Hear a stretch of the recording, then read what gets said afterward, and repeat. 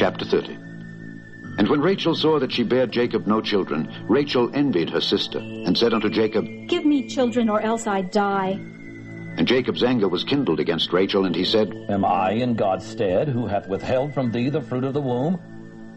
And she said, Behold my maid, Bilhah. Go in unto her, and she shall bear upon my knees, that I may also have children by her. And she gave him Bilhah her handmaid to wife, and Jacob went in unto her. And Bilhah conceived, and bare Jacob a son. And Rachel said, God hath judged me, and hath also heard my voice, and hath given me a son. Therefore called she his name Dan. And Bilhah Rachel's maid conceived again, and bare Jacob a second son. And Rachel said, With great wrestlings have I wrestled with my sister, and I have prevailed. And she called his name Naphtali. When Leah saw that she had left bearing, she took Zilpah her maid, and gave her Jacob to wife. And Zilpah, Leah's maid, bare Jacob a son. And Leah said, A troop cometh. And she called his name Gad. And Zilpah, Leah's maid, bare Jacob a second son.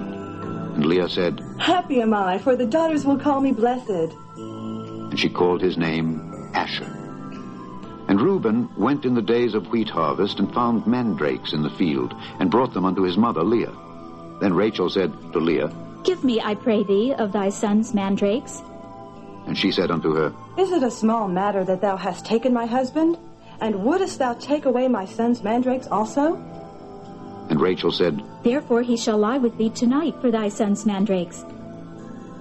And Jacob came out of the field in the evening, and Leah went out to meet him, and said, Thou must come in unto me, for surely I have hired thee with my son's mandrakes. And he lay with her that night. And God hearkened unto Leah, and she conceived, and bare Jacob the fifth son. And Leah said, God hath given me my hire, because I have given my maiden to my husband. And she called his name Issachar. And Leah conceived again, and bare Jacob the sixth son. And Leah said, God hath endued me with a good dowry. Now will my husband dwell with me, because I have borne him 6 sons. And she called his name Zebulun. And afterward she bare a daughter, and called her name Dinah. And God remembered Rachel, and God hearkened to her, and opened her womb. And she conceived, and bare a son, and said, God hath taken away my reproach. And she called his name Joseph, and said, The Lord shall add to me another son. And it came to pass, when Rachel had borne Joseph, that Jacob said unto Laban, Send me away, that I may go unto mine own place, and to my country.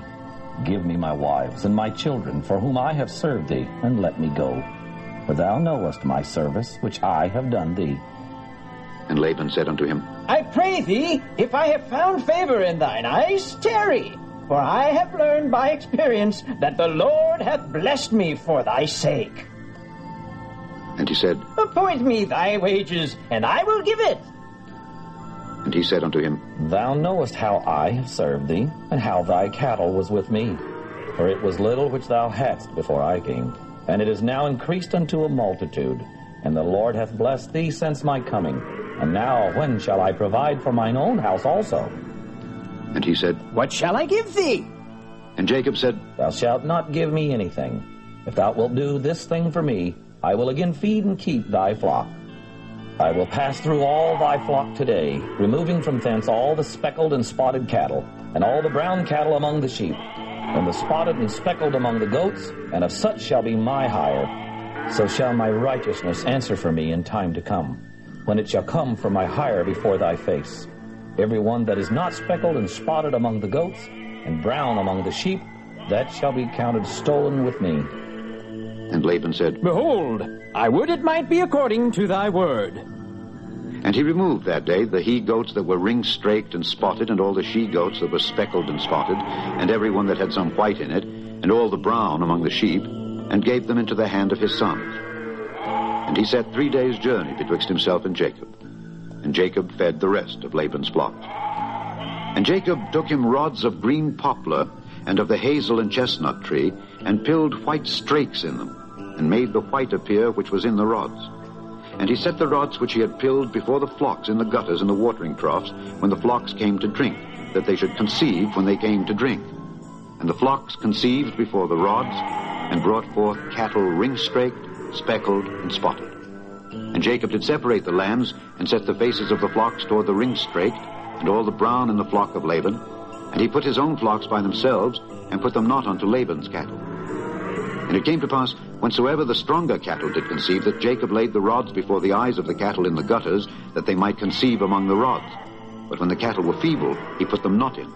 So the feebler were Laban's, and the stronger Jacob's. And the man increased exceedingly, and had much cattle, and maidservants, and menservants, and camels, and asses.